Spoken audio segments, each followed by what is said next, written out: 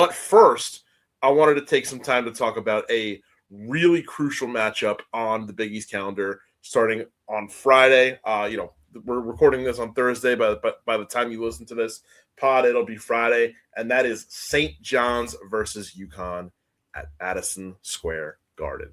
Obviously one of the biggest matchups in the Big East. It's only been further ignited by the fact that UConn came back to the conference in 2021, and since then, UConn rejoined the conference in 2020, but their first matchup since rejoining was in 2021. Since rejoining the conference, UConn has had a stranglehold over this matchup, going 6-3 and 4-1 in Madison Square Garden, which UConn fans have decided to call Storrs South. So, Michael, for you, what has kind of been the, biggest character trait of this matchup over the last couple of years between the Huskies and the Red Storm? Yeah, honestly, it kind of has been Storrs South. Like UConn fans have packed that place out. That's kind of been the main thing for me. And last year we saw like the first time we've seen good St. John's in this entire matchup, right? And I mean, they were very good last year. And I think St. John's swept them, if I remember correctly. I think St. John's won both matchups last year. So UConn's going to be looking for a win. I mean, UConn, since joining the Big East back, has won 2 national titles. So they've won a lot of games, believe it or not. And I think they have a decent shot to win this one as well. I kind of think they do get it. Yeah. So St. John's coming into this one on an 8-game win streak. UConn on an 18-game win streak. The Huskies only lost this season coming to number 1 Arizona, 71-67. And that one, I believe, was in Storrs, right? I remember that game. Harris Reed did not play. Yeah. And I don't think Braylon Mullins did either. Yeah. So for you, I mean, obviously 2 top teams in the conference. This is going to be huge for seeding. It's going to be huge for, either of these teams' at-large resumes. Going into this game, I mean, what do you feel like is going to be the defining characteristic of this game? Obviously, St. John's with the number 1 offense in the conference, UConn with the number 1 defense in the conference, a top 5 defense nationwide. What do you feel like fans should expect to see in terms of play style in this matchup? Yeah, I mean, you kind of mentioned it. It's best offense versus best defense in the league. With St. John's offense, they're firing on all cylinders at this point. Particularly, they don't turn the ball over. They don't have a true point guard, which I think could come to burn them, because I think UConn's going to really try to control the game. And I think UConn will be able to control the game and play the game at UConn's pace, which is much slower. So long as UConn, for all the things they're awesome at, one thing they really struggle with is they turn the ball over a ton. And St. John's is going to press them all game. So if St. John's can really speed them up, make UConn rush, get them out of some of their really intricate actions, and just make that UConn offense kind of a slog, which it kind of has been of really in conference play. It just felt much more like a slog than it has in even recent memory. Just do whatever they can to just kind of muck it up there. And St. John's, when they have the ball, they don't turn the ball over. They're a very good 3-point shooting team, but they're not really a good interior offense, just because they don't really get the ball to ton. When they do, he's obviously scoring, but if there's one guy in the league that can match up with Zuby, it is Harris Reed. So I think that makes this matchup very tough. One thing, again, UConn's defense is national lead, as you mentioned, 5th in the country. One thing they really struggle with, and Dan Hurley is still apoplectic at this fact that he has been for 3 years, they foul a ton. Yeah. And Dan Hurley still doesn't believe that they foul. Every single time a whistle is called against them, he thinks the world's on fire. They foul a ton. And I think that's really the one way St. John's going to be able to take advantage of them. St. John's plays aggressively. They get to the line. Particularly Zuby is just a foul magnet. If you can get Harris Reed in foul trouble, Zuby on Eric Ryba, that's just kind of a mismatch in St. John's favor.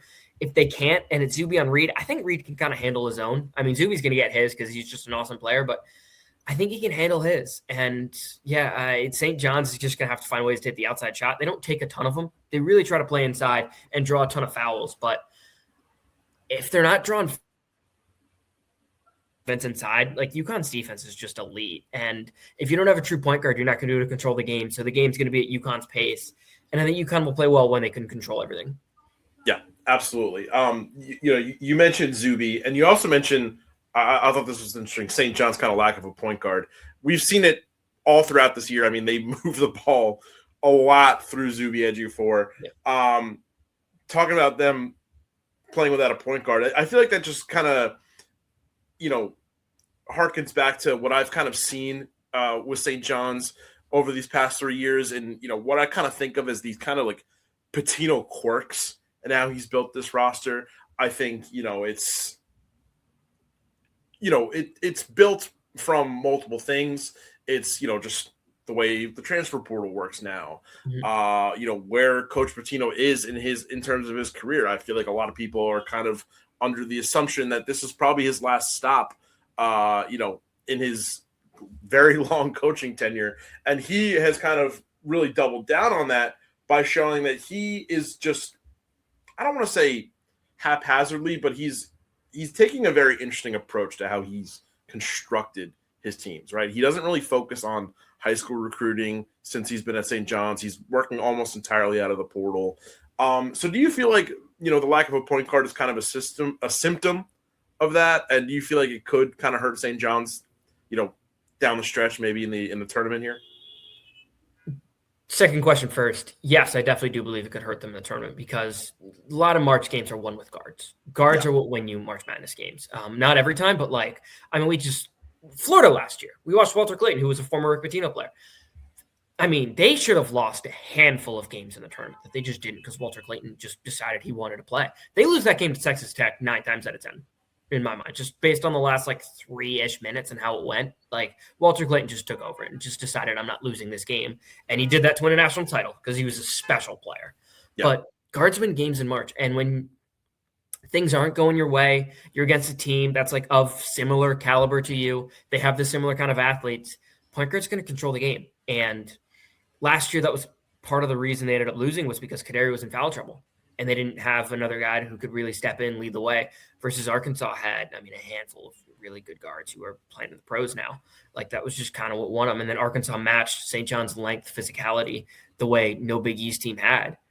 We're going to see them tested for the first time. Seton Hall kind of tested St. John's in that way, but we'll see it in terms of just this next matchup and just how UConn, because UConn has similar length. Silas Demery at point is long. They got length at every position. We'll see if they're able to answer that. But, yeah, I do think it'll hurt them in March. Do I think it is a symptom of the larger Pitino just using the portal and not having a point guard? No. There are going to be 30 really good point guards in the portal in Absolutely. a month and a half. You can find one. They had Kaderi last year. They had Kaderi and Davon Smith, 2 top 12, roughly-ish point guards in the portal last year. There are guards in the portal. You will have him. He just chose not to get one because he thought he could turn Ian Jackson into a point guard when he couldn't. He couldn't. And like you said, I feel like the big thing that guards, a good NCAA tournament guard controls in a game that St. John's might be missing is the pace, right? St. John's plays, they play very physical. Obviously, the ball moves through Zuby a lot. They're a top 10 offensive rebounding team. That's great. Crashing the glass is a very exciting way to play basketball, but it's not really sustainable for 40 minutes, especially 40 minutes when you're playing a game, every other day in a month period, right? Even every day, 3 days in a row, they're going to be at Madison Square Garden. So it's to be able to slow down, speed up a game as needed, it's going to be really important. And St. John's might be missing that. Yeah, you hope you can get good matchups, right? If they get good matchups, this team could absolutely make some noise in the tournament. Just find a team that either just doesn't have good rebounding or turns the ball over a ton. It just doesn't have the physicality of them. If they played St. Mary's, I don't know how good St. Mary's is this year. I don't think they'll be in the same realm, but that's a team they would match up very well with. Just because St. Mary's doesn't have the athleticism, St. John's can just beeline to the rim and they'd probably be fine. Would obviously want to look into the matchup a little more if it ends up happening, but just that kind of archetype of team, right? But yeah, I think having a good point guard really kind of makes you almost matchup agnostic. Matchups still matter, but it makes you more matchup agnostic than you are if you don't have one. If you don't have one and the other team doesn't turn the ball over against St. John's and they have a true point who will not turn the ball over, it's going to be a tough game no matter what. Even if it's a 13 seed, if that team isn't turning the ball over, they have a true point guard who can control the pace of the game, get it up, slow it down, and they're a team that can hit a ton of threes and they get lucky that day, it could happen. But on the other hand, if it's a team that turns the ball over a lot and then St. John's next matchup is a team that cannot rebound, they're going to look pretty good. Yeah, absolutely. And so we talked about Zuby, we talked about guys like Terrace Reed. Specifically in this matchup, who's a player that you feel like outside of, all their either team statistical leaders that could really benefit and have a good performance in this matchup? Like a guy that you feel like just matches up really well against St. John's for UConn, or a guy that matches up really well against UConn for St. John's. That's kind of under the radar. UConn, I don't know if he's necessarily under the radar, but I just kind of look at the guards of UConn. I think they can have a decent game, being Demery, Solo Ball, and even Braylon Mullins to an extent, just because I think St. John's defensive strength really is their bigs. St. John's on the perimeter is lazy in rotation. It's the worst part of their defense. They rotate really slow. Teams in Big East play are shooting 37.2% from three against them. Like, the three-point defense is probably their main weakness. And you can catch them in rotation. Teams don't get a lot of threes up against them, but if you do, you're generally getting pretty good looks. That's really kind of like the main defensive flaw to me. Like, you can get 10-toe wide open looks, and UConn's going to diagram that up. And I guess if I'm targeting a guy, it would probably be Solo Ball, just because, Ian Jackson can really get stuck. Dylan Darling is not a great defender. Isaiah Sellers is a fine defender. He's pretty good. But I think Solo Ball and Braylon Mullins will have good looks from the perimeter, and they're going to have to get them. On the St. John's side, I think it gets a little tougher. Honestly, I like the way that they've been using Dylan Mitchell lately. He's kind of been used as he's not like a point guard, but he's like a de facto point guard in like the half court offense, and that they run a lot through him. They run a lot of high lows with Zuby and him, or Dylan Mitchell's just getting good looks to the rim. He's playing a lot better lately. He still can't make a free throw, but really he does everything else in the game of basketball but hit any sort of jump shot. Yeah. But I think he's terrific. I think he could be a tough matchup because he is much faster than Caravan, and that's a way in which you can take advantage of UConn is at that position, just because Caravan's not the quickest. You can take advantage of his feet on the perimeter and then just drive past him. And if Terrace Reed isn't there for help, you can get buckets in that way. Teams are able to take advantage of Caravan.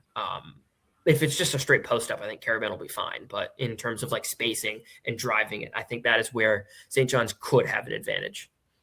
Absolutely. And, bring up St. John's 3-point defense. According to Ken Palm, if we isolate it just to conference stats, they are the 8th team in the conference out of 11 in terms of 3-point defense. So that's pretty tough. Ken Palm, speaking of Ken Palm, they've got this game as a 1-point victory for UConn. Do you agree with that assessment, or do you feel like the Johnnies could surprise people? I don't think it would be much of a surprise if St. John's won. I think it's a pretty 50-50 game. It'd be their 9th win in a row. Like, they're hot right now. Yeah, like they're not sneaking past anyone, but I do tend to think UConn wins this game. I think UConn matches up fairly well. And, look, I'm not going to be stunned, but it also is a factor that UConn fans are going to pack MSG. Like, that it is a factor. Like, how much of a home court advantage is there necessarily? I don't know if it'll necessarily feel like a UConn home game per se, but like UConn fans will be there. Mm-hmm. Like, it will not be a complete St. John's home game, which I think makes a difference. And I think UConn's defense is really going to be able to stifle St. John's. St. John's won't turn the ball over, but I think UConn could kind of have them out of sorts, where I think UConn will be able to get some good looks. I really think St. John's is going to need to win this game at the free throw line. Otherwise, I think UConn's going to really kind of dice them on the perimeter. And just all those screens and stuff they run, I think they're going to get good looks against St. John's. Yeah, absolutely. So that'll be the first of 2 regular season meetings between UConn and St. John's. That game tips off Friday, the day that you're probably listening to this pod, at 8 p.m. It's going to be at Madison Square Garden. If you can't be there in person, you'll be able to watch it on Fox.